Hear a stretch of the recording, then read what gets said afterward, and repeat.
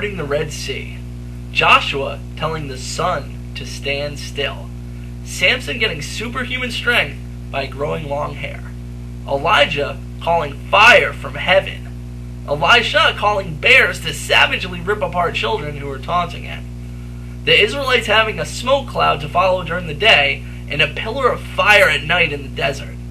Why, if they were hungry, food would fall from the sky. Blowing trumpets which causes a fortress to fall, except for one section with a scarlet rope hanging out of the window. Joshua asking for his rag to remain dry through the morning dew, then turning around and asking only the rag be wet with morning dew. Healing of lepers, women with running discharges, resurrections, the spirit of a dove coming down from heaven, God's voice being heard numerous times. Many of us remember reading these in my book of Bible stories. My mother actually attempted to give me my old copy of my book of Bible stories to read to my daughter Madeline. I couldn't take it though. I think it would be more beneficial for her to learn to take charge of her life and fix the problems with it on her own, instead of praying for a miracle and God to step in to fix it for her.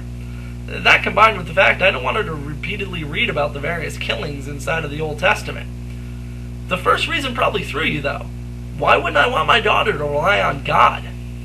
It's not the relying on God thing. However, children can't differentiate between reality and fiction as well as teenagers can. A good example would be, well, myself, as much as I'm sad to admit. The only Jehovah's Witness in my family was my mother. So, she would pray every day that our relatives would gain the truth and be saved at Armageddon. Now, I was convinced my family was going to die at Armageddon. I didn't want them to die. I didn't want my friends to die either. I knew none of them wanted to be a Jehovah's Witness. I didn't even want to be a Jehovah's Witness. Wait, I didn't want to be a Jehovah's Witness? Crap, now I had to be saved too! But I read my book of Bible stories. I read about Moses, David, Samson, Noah, Joshua. If I knew one thing, is that if God wanted to help you, He would. So I prayed. I prayed hard. The only thing that I thought would save us all would be a miracle. Being a child, I concocted an elaborate plan that would save us all from the big A. All I needed was a hollowed out robot on myself that would grow up as I would normally. Then what I would need is to stock it with enough food to last until Armageddon came. I figured 10 years would be more than enough. Then living arrangements. I actually drew a technical graph of how the robot would have been set up. I designed it after Noah's Ark. Then we would just all need to be shrunk down to fit inside this robot. And then we could live until Armageddon came, and we could all live in the new system once it came.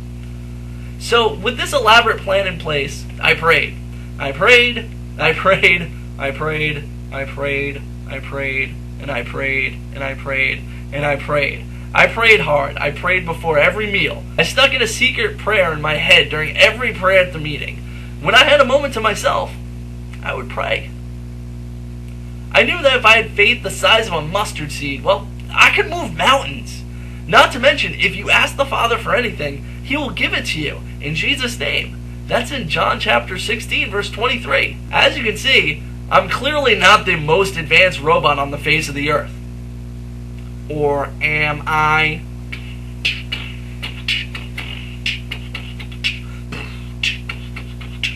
That was me doing the robot. Get it? I was shattered. I figured I didn't have enough faith, or well, God didn't care about me at all. I mean, if He could part an ocean, flood the entire earth, I mean, He could make the sun stand still, which, I mean, that's a feat, stopping Earth on its axis, and it's moving in orbit around the sun to make the day stand. That's quite a miracle. And all those miracles were performed with the express purpose so that a bunch of people could die. I mean, surely my purpose for the prayer was more worthy than theirs. I mean, I wanted to save people's lives. I didn't want to destroy them. If miracles happened in the Bible, they could happen right now, right? And I don't mean that I'm hungry while I'm walking down the street and I happen to find a $20 bill which will feed me for the day type of miracle. My daughter could be the same way as I was when I was a kid. And why would I want her to waste a significant portion of her time praying for something that will never happen? But wait, why don't miracles happen now? Does the Bible say miracles are going to stop? Why don't we see miracles anymore? That leads to this bonus tough question. The Bible is chock full of miracles. Does it mention why they stopped?